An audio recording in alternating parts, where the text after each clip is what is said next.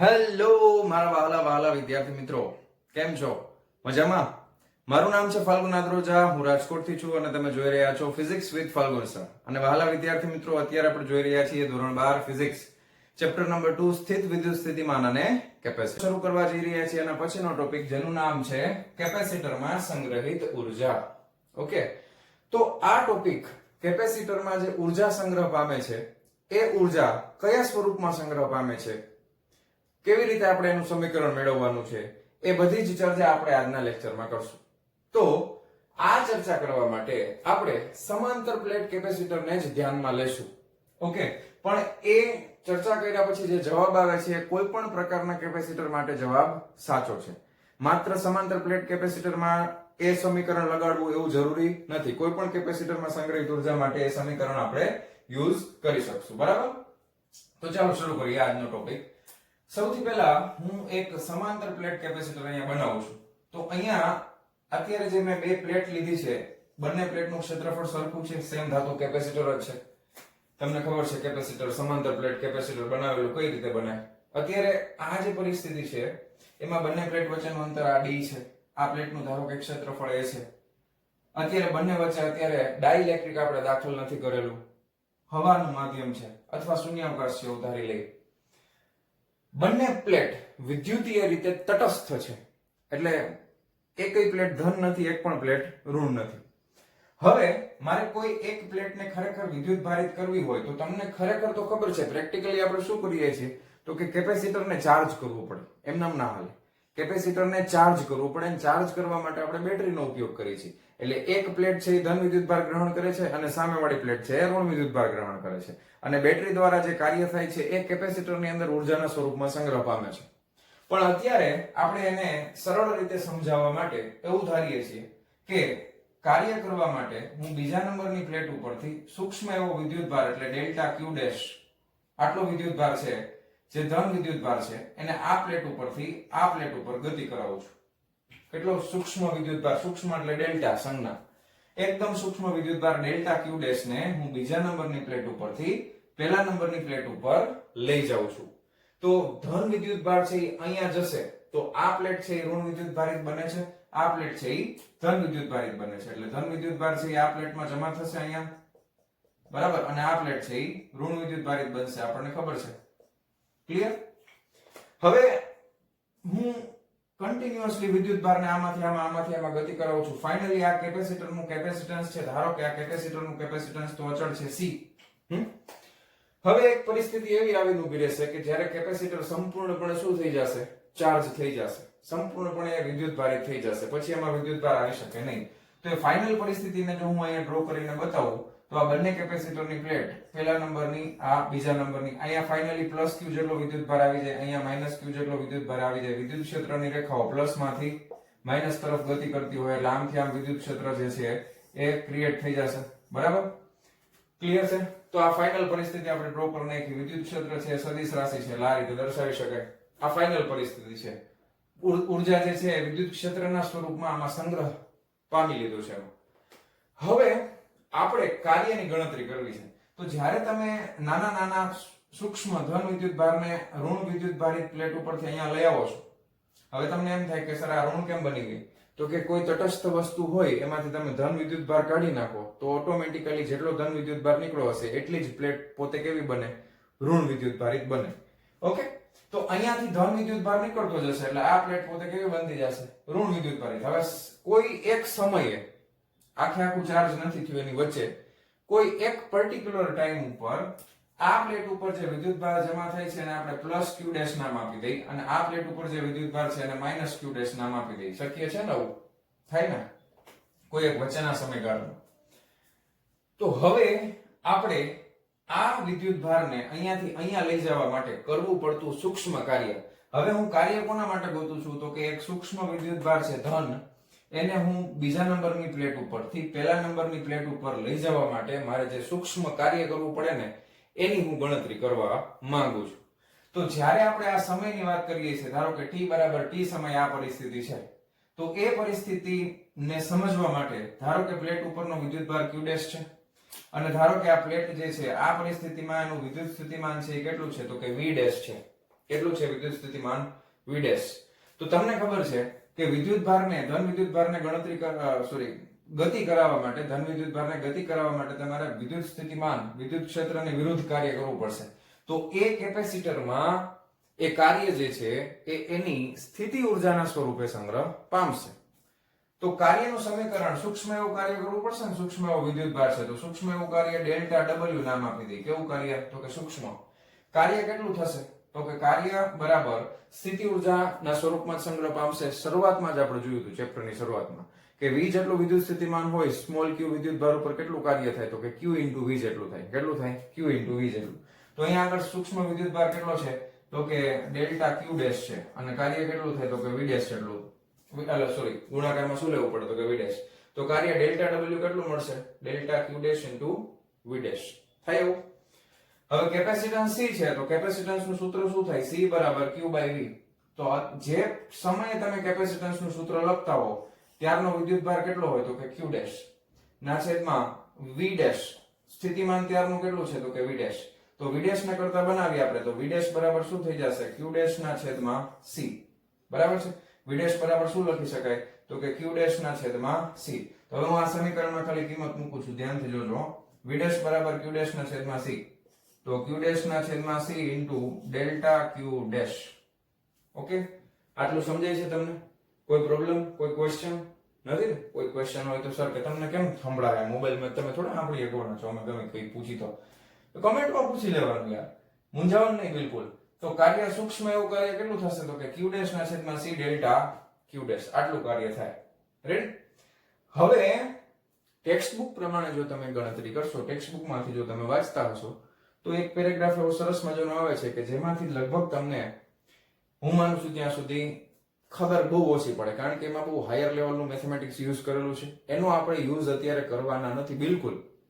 આપણે સંકલન અને વિકલનથી ખૂબ જ પરિચિત છીએ. તો આ જે કાર્ય છે ને એ ખૂબ જ સૂક્ષ્મ એવું કાર્ય છે. તો હવે એ સ્ટેપને કદાચ તમે નહીં લખો, બોર્ડમાં તમને કદાચ આ થિયરી પૂછે નહીં લખો, સીધું સંકલનથી કરશો તો પણ 1 માર્ક પણ કપાશે નહીં. ઓકે, તો આ સૂક્ષ્મ એવું કાર્ય છે, મારે કુલ કાર્ય જોઈશે. ઓકે, તો કુલ કાર્ય જોતું હોય તો શું કરવું પડે? કુલ કાર્ય એટલે W. તો નાના નાના કાર્યનું શું કરવું પડે? સંકલન કરવું પડે. તો સંકલન ડેલ્ટા W લખી નાખીએ આપણે. બરાબર છે, આને ડેલ્ટા W લખી નાખી, સંકલન કરવું પડશે અને સામે સંકલન કરવું પડે મારે. તો ઇન્ટિગ્રેશન ઓફ q ડેશ ના છેદમાં C અને આ ડેલ્ટા q ડેશ. હવે તમે આને ખૂબ જ સૂક્ષ્મ delta q dash tends to 0 તમે લઈ લેશો એટલે dq ના સ્વરૂપમાં લખી શકો. તમને સંકલન ખબર હોય કે 1/c, આ c તો અચળ છે, q નું q પ્રત્યે સંકલન કરવાનું છે. તો x ની આ q ડેશ છે તો q ડેશ ની ઘાત કેટલી હોય? તો કે 1. તો x ની એક ઘાતનું સંકલન શું થાય? તો કે ઘાત 1 વધે અને ટોટલી ઘાત ક્યાં આવી જાય? તો કે છેદમાં. બરાબર? તો આ q ડેશ ની અત્યારે એક ઘાત છે એવું સમજો અને 1/c તો અચળ છે તો આ 1/c બહાર નીકળી જશે. આ q ડેશ ઘાત 1 વધે એટલે 2 ઘાત થાય અને ટોટલી ઘાત છેદમાં બગડો. અને લિમિટ આપણે મૂકવી પડશે ને, તમે ક્યાંથી ક્યાં સંકલન કરવા માંગો છો? તો કે જો જ્યારે આ પ્લેટ ઉપર વિદ્યુતભાર શૂન્ય હતો ત્યારથી માંડી અને આ પ્લેટ ઉપર વિદ્યુતભાર છે અહીંયા આગળ, અહીંયા નહીં, અહીંયા આ પ્લેટ ઉપર જ્યારે વિદ્યુતભાર 0 છે ત્યાંથી લઈ અને આ પ્લેટ ઉપરનો કુલ વિદ્યુતભાર કેટલો થઈ જાય છે? તો કે q જેટલો. ત્યાં સુધી મારે સંકલન કરવું છે. એટલે કે આ પરિસ્થિતિ શરૂ થાય અને જ્યારે ફાઇનલ પરિસ્થિતિ આવે ત્યાં સુધીનું સંકલન કરવું પડે. એટલે ખાસ તમારે સંકલનમાં ધ્યાન રાખવાનું, લિમિટ મૂકવાનું ભૂલવાનું નથી. 0 થી શરૂ કરી ટોટલ વિદ્યુતભાર કેટલો થાય? તો કે q જેટલો થાય. ત્યાં સુધી મારે સંકલન કરવાનું છે.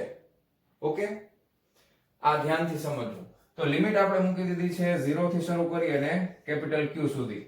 તો હવે મારે પહેલા શું કરવાનું તમને ખબર જ છે, 1/c આ q ડેશ ની જગ્યાએ q નો સ્ક્વેર ભાગ્યા 2 માઈનસ આ q ડેશ ની જગ્યાએ 0 નો સ્ક્વેર ભાગ્યા 2. આ 0 જ થાય એટલે q²/2c આપણને જવાબ મળે. તો આ જે કાર્ય છે એ ખરેખર કુલ કાર્ય છે અને આ કાર્ય છે એ કેપેસિટરની અંદર એની સ્થિતિ ઉર્જા એટલે કે વિદ્યુત ઉર્જાના સ્વરૂપમાં સંગ્રહ પામશે. આ કાર્ય કેમાં સંગ્રહ પામશે? કેપેસિટરની બે પ્લેટ વચ્ચે. જો આ કાર્ય છે એ ખરેખર ઉર્જા જ છે, કાર્ય છે એ ખરેખર તો કેપેસિટરની ઉર્જા જ છે. તમે એને u વડે દર્શાવી શકો. ઓકે, સ્થિતિ ઉર્જાના સ્વરૂપમાં સંગ્રહ પામે છે. ઉર્જા. તો એ ઉર્જા કેટલી થાય છે તો કે કેમાં સંગ્રહ પામે છે પહેલા જોવો. તો એ કાર્ય છે ને આ બે કેપેસિટરની પ્લેટની વચ્ચે જે વિદ્યુત ક્ષેત્ર છે એ વિદ્યુત ક્ષેત્રના સ્વરૂપમાં સંગ્રહ પામશે. કેટલું થશે તો કે q²/2c. હવે ખાસ ધ્યાનથી સમજજો, આને હું અલગ અલગ સ્વરૂપે લખી શકું. કાં તો હું q²/2c લખું u બરાબર, પછી મારી પાસે કેપેસિટન્સ નું સમીકરણ છે. કેપેસિટન્સ નું સમીકરણ શું છે? કેપેસિટન્સ c બરાબર q બાય શું લખાય તો કે v. તો q ની જગ્યાએ હું શું લખી શકું? q ની જગ્યાએ હું શું લખી શકું તો કે cv. તો પહેલા હું અહીંયા cv મૂકી દઉં છું. તો c² v² ના છેદમાં 2c. એક c કેન્સલ થઈ જશે તો વધશે શું? Half 1/2 cv². આવું થશે. તો આપ જોજો, બહુ અગત્યના સમીકરણ છે, 3 યાદ રાખવાના છે આપણે. ઓકે, આ બીજું સમીકરણ લખી નાખ્યું. હવે c બરાબર હું q/v લખી શકું. આમાં c બરાબર હું શું લખી શકું? q/v. તો u = q²/2. c બરાબર હું શું લખીશ તો કે q ના છેદમાં v. છેદનો છેદ ક્યાં હોય? અંશમાં. એક q કેન્સલ થઈ જશે તો qv/2 થશે. આમ ક્લિયર છે? q * v/2 લખી શકાય. તો 3 સમીકરણ આપણે યાદ રાખવાના છે. કયા કયા 3 સમીકરણ આપણે યાદ રાખશું? તો એના માટે હું તમને રેડ માર્કર થી લખી દઉં. એક પહેલું તમારે અગત્યનું સમીકરણ કેપેસિટરમાં સંગ્રહિત ઉર્જા માટે આ યાદ રાખવાનું છે q²/2c. બીજું તમે સમીકરણ આ યાદ રાખો હાફ cv². આ સમીકરણ તમને ઘણા બધા સમીકરણ તમને આવા ખબર હોય. ગતિ ઉર્જાના સ્વરૂપ. ગતિ ઉર્જાનું સમીકરણ શું છે? કોઈ પણ પદાર્થની 1/2 mv² છે ને, તો આ એના જેવું જ છે. જો 1/2 cv². તો એ તમને ગતિ ઉર્જાનું સમીકરણ યાદ હોય તો આ પણ યાદ રહી જશે. અને છેલ્લે ફાઇનલી સમીકરણ કયું છે તો કે qv/2. તો પ્રશ્ન એ થાય સર આપણે કયું સમીકરણ વાપરવું? કોઈ પણ વાપરી શકાય, એવું જરૂરી થોડું છે. કારણ કે સમીકરણ તો બધા માટે ઉર્જાના જ સમીકરણ છે ને. તો તમને દાખલામાં જે સ્વરૂપમાં આપેલું હોય, દાખલા તરીકે કોઈ એવો દાખલો છે કે જેની અંદર તમને વિદ્યુતભાર નથી આપ્યો પણ કેપેસિટન્સ અને વોલ્ટેજ આપેલા છે, પછી તમને પૂછે કેપેસિટરમાં સંગ્રહિત ઉર્જા કેટલી, તો આ સમીકરણ વપરાય. પછી કોઈ દાખલાની અંદર વિદ્યુત ભાર અને વિદ્યુત સ્થિતિમાન આપેલું છે, કેપેસિટન્સ નથી આપ્યું, ઉર્જા કેટલી તો કે qv/2, આ વપરાય. કોઈ દાખલાની અંદર વિદ્યુત ભાર અને કેપેસિટન્સ આપેલું છે, વિદ્યુત સ્થિતિમાન નથી આપ્યું, તો આ વપરાય. કોઈ પણ સમીકરણ વાપરી શકો. એકમાંથી બીજામાં રૂપાંતર કરતા આવડી જ જાય, સિમ્પલ વસ્તુ છે. તમને કેપેસિટન્સ નું સૂત્ર તો આવડતું જોઈએ, c = q/v. મૂકતા જાવ કિંમત એટલે તમને 3 સમીકરણ ફટાફટ મળી જશે. ક્લિયર છે આટલી વસ્તુ? હવે આમાં મારે આગળ વધવું છે પણ બોર્ડ આખું ભરાઈ ગયું છે વાલા વિદ્યાર્થી મિત્રો. તો તમે એક કામ કરો, તમને લાગતું હોય એ બધી વસ્તુ તમે તમારી બુકમાં નોટ ડાઉન કરી લો, લખી નાખો. અને હું આ લેફ્ટ હેન્ડ સાઈડ નો પોર્શન છે અહીંયા સુધીનો ભૂસી અને પછી આગળ વધું છું. આમાંના જે એક નવો કોન્સેપ્ટ આપણે શીખવાનો છે જે છે ઉર્જા ઘનતા. ચાલો વિડિયો પોઝ કરીને લખી નાખજો. ચાલો લખાઈ ગયું? જવા દઉં છું, આ બાજુ જવા દઉં છું. ચાલો, તો હવે આપણી પાસે કેપેસિટરમાં સંગ્રહિત ઉર્જાનું સ્વરૂપ આપણને મળી ગયું છે. અને આ ઉર્જા છે એ આપણે કોના માટે લેવા છે તો કે સમાંતર પ્લેટ કેપેસિટર માટે. તો પ્રશ્ન એમ થાય કે આ સમીકરણ ખાલી સમાંતર પ્લેટ કેપેસિટર માટે જ લાગુ પડે તો કે ના, બધાય કોઈ પણ જાતનું કેપેસિટર હોય ઓકે, તો બધા કેપેસિટરમાં સંગ્રહિત ઉર્જાનું આ જ સમીકરણ આપણે વાપરવાનું છે. તો હવે આપણે ખાલી સમાંતર પ્લેટ કેપેસિટરની વાત કરીએ તો આ સમીકરણમાં કંઈક આપણે ફેરફાર કરીને જોવા છે. ઉર્જા ઘનતા આપણે શું શીખવાના છીએ? ઉર્જા ઘનતા, કેપેસિટરમાં સંગ્રહિત ઉર્જા ઘનતા કેટલી હોય એના વિશે આપણે અભ્યાસ કરવાના છે. તો હવે એક સમીકરણ આપણે ઉપાડી લઈએ. મેઇન સમીકરણ છે q²/2c. આ સમીકરણ ધારો કે મેં ઉપાડી લીધું. ઓકે, તો આ જે સમીકરણ મેં લઈ લીધું q²/2c, એમાં તમને ખબર છે સમાંતર પ્લેટ કેપેસિટર માટે q બરાબર શું થશે તો કે પૃષ્ઠ ઘનતા સિગ્મા બરાબર શું થાય તો કે q/a થાય ને. યાદ કરો, પૃષ્ઠ ઘનતા સિગ્મા બરાબર q/a.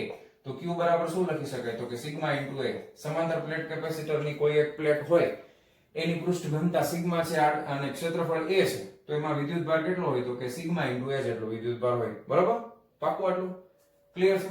અને સમાંતર પ્લેટ કેપેસિટરમાં અંદરનું જે વિદ્યુત ક્ષેત્ર છે એ કેટલું આવે તો કે σ/ε0 અથવા σ/ε0, તમે જે કહેતા હોય કેટલું આવે σ/ε0. ચાલો બસ આ બે સમીકરણ અને સમાંતર પ્લેટ કેપેસિટરનું કેપેસિટન્સ કેટલું થાય તો કે ε0a/d કેટલું થાય ε0a/d. બાય એટલે ઇંગ્લિશમાં ભાંગાને બાય કહેવાય એટલે ε0a/d એમ, બાય d ની બદલે બાડી a/d એમ યાદ રહીએ એટલા માટે. એવું આપણે કોઈને બાડું ન કહેવાય. કારણ કે હું પોતે ચશ્મા પહેરું છું, બરાબર ને? ઘણા તમારામાંથી ઘણા પહેરતા હશે તો કે સર તમે મને બાડી કીધું, ઘણા કે તમને બાડો કીધું. હા, એવું કઈ નથી, બરાબર? ચાલો, તો આ બધા સમીકરણનો આપણે અહીંયા ઉપયોગ કરશું તો શું થઈ જશે? u બરાબર q નો વર્ગ એટલે શું થાય તો કે સિગ્મા સ્ક્વેર a સ્ક્વેર થઈ જાય ના છેદમાં 2 c એટલે શું થાય તો કે એપ્સિલોન 0 a ના છેદમાં d, છેદનો છેદ ક્યાં વહી જાય? અંશમાં. ઉપરથી એક એક કેન્સલ થઈ ગયું. આટલું થઈ ગયું. હવે સિગ્મા બાય એપ્સિલોન 0 તો અહીંયા ધ્યાનથી જોજો, આ સિગ્મા સ્ક્વેર છે, અહીંયા એક એપ્સિલોન છે, અહીંયા બગડો છે ને આ a છે, આવું આવ્યું ને? અને d રહી ગયો, એક આ જો d રહી ગયો. હવે હું શું કરું છું? ઉપર નીચે એપ્સિલોન 0 વડે ગુણી નાખું છું. ઉપર અને નીચે અંશમાં અને છેદમાં એપ્સિલોન નોટ વડે હું ગુણાકાર કરું છું. કારણ કે અહીંયા સિગ્મા નો વર્ગ છે તો છેદમાં એપ્સિલોન નો વર્ગ થઈ ગયો એપ્સિલોન નોટ નો. તો સિગ્મા બાય એપ્સિલોન નોટ એટલે તો શું છે તો કે e છે, તો આ e નો વર્ગ લખાઈ ગયો. Okay, clear? આટલું સમજાય છે ને તમને? છેદમાં 2 આવી ગયું. ઓકે, ઉપર શું વધ્યું તો કે ઉપર એપ્સિલોન નોટ વધ્યું અને એના ગુણાકારમાં વધ્યું a અને d. ક્લિયર? આટલું આવું આપણને સમીકરણ મળ્યું ઊર્જાનું. હવે એક વસ્તુ નોટ ડાઉન કરો, a અને d આ બેનો ગુણાકાર આ શું દર્શાવે છે તો કે પ્લેટનું ક્ષેત્રફળ છે અને બે પ્લેટ વચ્ચેનું અંતર છે, એટલે આ જે પદ છે ને a * d એ કદ બતાવે છે. શું બતાવે છે? કદ. તો હવે હું તમને એમ કહું કે કેપેસિટરમાં એકમ કદ દીઠ સંગ્રહ પામતી ઊર્જાને કેપેસિટરની ઊર્જા ઘનતા કહે છે. કેપેસિટરમાં હવે આ જે છે એને હું રબ કરી નાખું છું. લગભગ તમે સોરી લખી નાખ્યું હશે, લખાઈ ગયું છે ને? ચાલો જવા દો. હવે હું તમને એમ કહું છું કે કેપેસિટરમાં એકમ કદ દીઠ સંગ્રહ પામતી ઊર્જાને કેપેસિટરની ઊર્જા કહે છે. કેપેસિટરમાં એકમ કદ દીઠ સંગ્રહ પામતી ઊર્જાને કેપેસિટરની ઊર્જા ઘનતા કહે છે. તો કેપેસિટરની ઊર્જા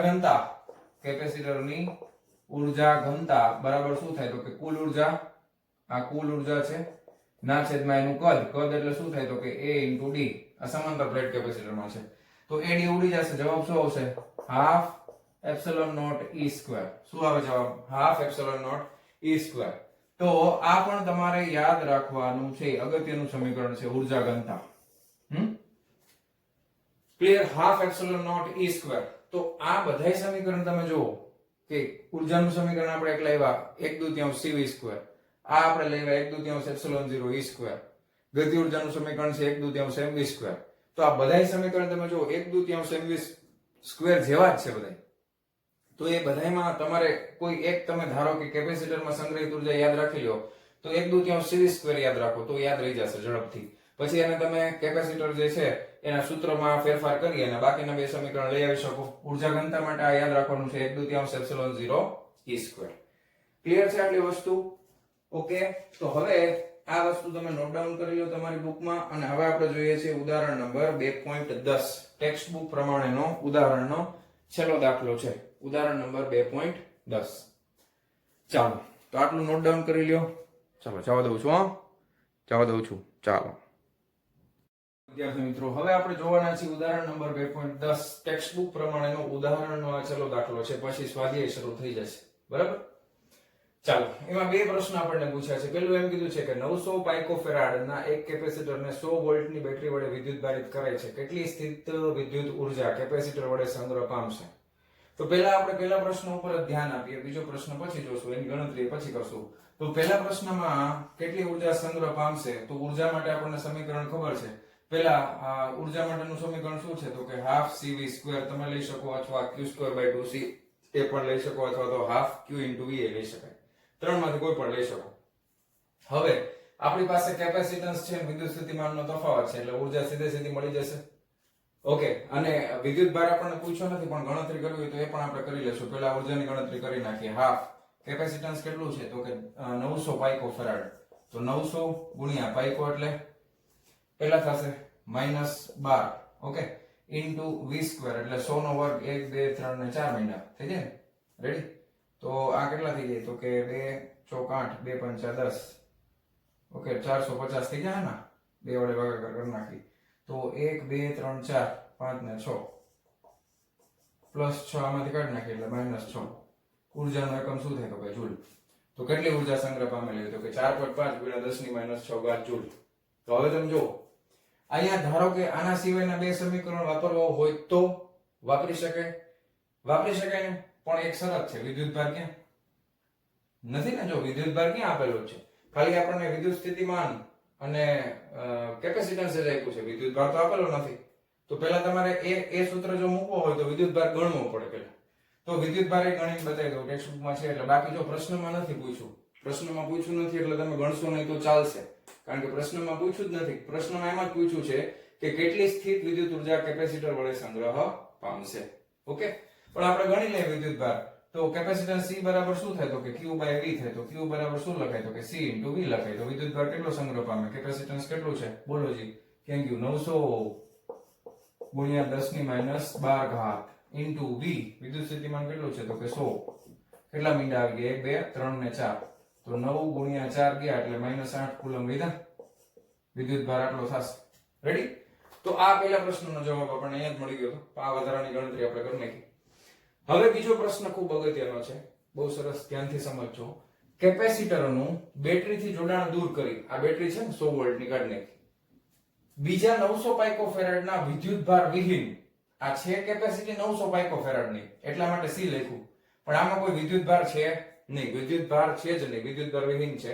કેપેસિટર સાથે જોડવામાં આવે છે. હવે આ તંત્ર વડે કેટલી સ્થિત વિદ્યુત ઉર્જા સંગ્રહ પામશે? તો બીજા કેસ માટે આપણે હવે ઉર્જાની ગણતરી કરવાની છે. સમજાય છે તમને? તો બીજા કેસ માટે ઉર્જાની ગણતરી કરવી હોય તો સિમ્પલ, તમે સમજો. 900 પાઇકોફેરાડ નું કેપેસિટર અહીંયા હતું અને 900 નું અહીંયા હતું. હવે આના ઉપર જે કુલ આ વિદ્યુતભાર સંગ્રહ પામ્યો ને, આ વિદ્યુતભાર છે ઈ આમાં જશે, કારણ કે પ્લેટ કનેક્ટ કરો તમે એટલે પ્લસ માંથી વિદ્યુતભાર, ધન વિદ્યુતભાર છે અડધો અડધો વેચાય. અડધો શું કામ વેચાય? એનો જવાબ છે કારણ કે બે કેપેસિટરના કેપેસિટન્સ સરખા છે. પછી તમે એમ કહો સર અડધો જ કેમ ગયો? તો કે કેપેસિટન્સ સરખા છે ને એટલે અડધો અડધો જ જશે. હવે બીજા પ્રશ્નની ગણતરી કરવા માટે વિદ્યુતભાર જોશે. એટલા માટે આપણે ગણવું પડે. ખાલી એક જ પ્રશ્ન પૂછ્યો તો આ ગણવાની જરૂર નહોતી, પણ બીજામાં જરૂર પડશે. વિદ્યુતભાર હવે આના ઉપર ધારો કે અડધો આવી જાય છે તો Q ડેશ બરાબર શું થઈ જાય? તો કે Q/2 થઈ જાય. તો કેટલા થઈ જાય? તો કે 4.5 × 10⁻8 કુલમ. 9 × 2 4.5 થાય ને? હાલો, તો આટલો વિદ્યુતભાર આવી ગયો. હવે વિદ્યુત સ્થિતિમાન તો 100 વોલ્ટ નું હતું પહેલા ચાર્જ કર્યું ત્યારે. તો વિદ્યુતભાર છે આમાંથી આમાં અડધો અડધો આવતો રહેશે. તો નવું વિદ્યુત સ્થિતિમાન કેટલું બનશે? એવો પ્રશ્ન થાય ને આપણને. વિદ્યુત સ્થિતિમાન નવું કેટલું બનશે? અથવા તો તમને હવે આમાં બીજું જો, કેપેસિટન્સ છે 900 પાઇકોફેરાડ નો, તો કેપેસિટન્સ તો તમને ખબર જ છે. કેપેસિટન્સ C બરાબર કેટલા છે? તો કે 900 × 10⁻12 ફેરાડ. બરાબર? 900 પાઇકોફેરાડ છે. તો હવે ખાલી આટલા ડેટા ઉપરથી ગણતરી કરી શકાય કે સંગ્રહિત ઉર્જા કેટલી હશે એક કેપેસિટરમાં? તો થઈ શકે ને. Q ડેશ છે અને તમારી વિદ્યુતભાર છે અને C છે, તો Q²/2C કરો તો કોઈ એક કેપેસિટરમાં સંગ્રહિત ઉર્જા મળે ને. હવે આપણી પાસે કેપેસિટર કેટલા છે? તો કે હું અહીંયા લખું છું કુલ ઉર્જા. તો કેપેસિટરની સંખ્યા કેટલી? તો કે 2. એક કેપેસિટરમાં સંગ્રહિત ઉર્જા કેટલી? તો કે Q²/2C થાય ને. આવું Q²/2C. હવે બગડો કેન્સલ થઈ જશે. હવે અહીંયા Q ડેશ નો વર્ગ કરો એટલે 4.5 × 10⁻8 છે, 8 દુ ને 16 અને 4.5 બીજી વાર કરી ભાગ્યા C. કેપેસિટન્સ કેટલું છે? તો કે આ છે 900 × 10⁻12 છે. 900 × 10⁻12. હવે આ 4.5 હતા ને, ધ્યાનથી જોજો. તમારે કેલ્ક્યુલેટર તમારી પાસે તો હોય એટલે તમે ફટાક દઈને કરી નાખશો તો હાલશે. હવે 4.5 છે તો આને હું 16 માંથી 18 કરી નાખું એટલે મને મજા આવે ગણતરી કરવાની. તમારે કેલ્ક્યુલેટરમાં જ કરવાનું છે. 45 દુ 90 થાય એટલે આ 20 થઈ જાય. રેડી? હવે આ 20 થઈ જાય એટલે આ અહીંથી 0 કાઢી નાખી તો આ 10⁻11 થઈ જશે. ઓકે, હવે આ 45 ના પાછા અડધા કરી નાખી. 2 દુ 4, 2 દુ 4, 2 પંચા 10 એટલે 22.5 થઈ જાય. આને ઉપર જવા દે તો ઉર્જા કેટલી આવશે? હવે નવી ઉર્જા કેટલી આવી? તો કે 22.5 × 10 ની આ કેટલી છે? તો કે -18. આ પ્લસ -11 ઉપર આવે એટલે +11 થઈ જાય. તો 22.5 × 10 ની 8 માંથી 1 જાય તો કેટલા વધે? તો કે -7 વધશે. હવે આ -7 માં અહીંયા 1 પછી પોઈન્ટ રખાય એટલે 2.25 ગુણ્યા 10 ની -6 ઘાત જૂલ. આટલી ઉર્જા આપણને મળે. સમજાય છે તમને? આટલી ઉર્જા આપણને મળશે. હવે જો પ્રારંભમાં ઉર્જા કેટલી હતી? તો કે પ્રારંભમાં ઉર્જા હતી 4.5 ગુણ્યા 10 ની -6 ઘાત જૂલ. અને છેલ્લે આપણને કુલ ઉર્જા કેટલી મળી? તો કે 2.25 ગુણ્યા 10 ની -6 ઘાત. હવે આ ઉર્જા છે ને ફાઇનલી તો એ આના કરતા અડધી છે. આને આપણે યુ ડેશ નામ આપી દઈએ, નકર વળી પાછા કન્ફ્યુઝ થાય આપણે. તો છેલ્લી ઉર્જા છે એ આના કરતા અડધી થઈ ગઈ. એવું કેમ? એવું શું કામ થઈ ગયું? આપણે કઈ બીજું તો કઈ કર્યું નથી આપણે. તો તમે સમજો કે જ્યારે તમે આ કેપેસિટરને આની સાથે લગાવશો ને ત્યારે ક્ષણિક પ્રવાહની રચના થશે. કારણ કે અહીંયાથી ધન વિદ્યુત ભાર અડધો આમ કરીને ઢાળ દઈને ગતિ કરશે ને એટલે વિદ્યુત પ્રવાહ અહીંથી ઋણ ગતિ કરશે. તો થોડોક વિદ્યુત પ્રવાહની રચના થાય. જો વિદ્યુત પ્રવાહની રચના થાય ને એટલે ઉષ્મા ઉર્જા સ્વરૂપે હીટ લોસ થાય. ઉર્જા વિખેરણ પામે ઉષ્મા ઉર્જાના સ્વરૂપમાં. એ જૂલ ઉષ્મા સ્વરૂપે વિખેરણ પામે. એ હવે આના પછીના પ્રકરણમાં ત્રીજા ચેપ્ટરમાં તમે શીખશો. અને જૂલ ઉષ્મા કેટલી હોય? તો કે I2RT પ્રમાણે થાય. એટલી ઉર્જા ઉષ્મા સ્વરૂપે ઉર્જા છે એ વિખેરણ પામતી હોય. બીજું, જ્યારે વિદ્યુત ભાર છે એ પ્રવેગિત ગતિ કરે ને, આ વિદ્યુત ભાર ફટ દઈને જ આવશે ને, કઈ એમ કઈ રાહ જોઈને તો ધીમેથી આમ અચળ વેગથી તો નહીં આવે, પ્રવેગિત ગતિ કરશે. તો જ્યારે વિદ્યુત ભાર પ્રવેગિત ગતિ કરે ને ત્યારે વિદ્યુત ચુંબકીય તરંગોનું ઉત્સર્જન કરે. કોનું ઉત્સર્જન કરે? વિદ્યુત ચુંબકીય તરંગો. તો આ જે અડધી ઉર્જા છે ને એ એક તો ઉષ્મા ઉર્જાના સ્વરૂપમાં અને વિદ્યુત ચુંબકીય તરંગોના સ્વરૂપમાં વિખેરણ પામે છે. ક્લિયર? આટલું ઓકે છે? હવે તમને ટેક્સ્ટબુક પ્રમાણે એક બીજી વસ્તુ કહી દઉં. ટેક્સ્ટબુક પ્રમાણે ક્યુ ડેશ તો તમને સમજાઈ ગયું, પણ હજી એક બીજી વસ્તુ, જો વિદ્યુત ભાર છે એ બે પ્લેટ ઉપરથી અડધો અડધો થઈ જશે તો આનું જે વિદ્યુત સ્થિતિમાન છે ને ઉર્જા સંરક્ષણના નિયમ પ્રમાણે પહેલા કેટલું હતું? તો કે 100 વોલ્ટ. તો આ વિદ્યુત સ્થિતિમાન છે હવે તમારે ગણતરી કરવી હોય તો આ છે ને ઈ પણ અડધું થઈ જાય. આ કેટલું થઈ જાય? હવે બે વચ્ચે 50 વોલ્ટ થઈ જાય. કારણ કે વિદ્યુત ભાર અડધો અડધો વેચાઈ ગયો તો વિદ્યુત સ્થિતિમાન છે એ પણ અડધું થઈ જશે ને, કારણ કે વિદ્યુત ભાર ઘટી ગયો. વિદ્યુત સ્થિતિમાનનો આધાર વિદ્યુત ભાર ઉપર છે. V બરાબર kq/r. યાદ કરો, V બરાબર kq/r. તો વિદ્યુત ભાર અડધો થાય તો વિદ્યુત સ્થિતિમાન અડધું જ થાય. ઓબ્વિયસ વસ્તુ છે. ઓકે, તો આ 50 વોલ્ટ. તો આ પ્રમાણે જો તમારે ઉર્જાની ગણતરી કરવી હોય તો હવે તમારી પાસે QA છે અને VA છે અને CA છે. તો તમે હાફ CV² કરીને ગણતરી કરશો તો આટલો જ જવાબ આવશે. કોઈ વાંધો નથી.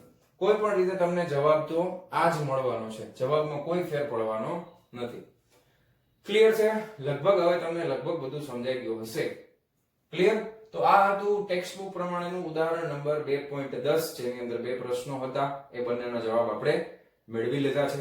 તો આશા રાખું છું કે આજના વિડિયો લેક્ચરમાં તમને લગભગ બધું 99.99 કે 100% કેટલું રાખી 99.99 કે 100 લગભગ બધું સમજાઈ ગયું હશે. છતાંય કઈ ડાઉટ રહી ગયો હોય તમને તો તમે મને કમેન્ટ્સ કરીને પૂછી શકો છો.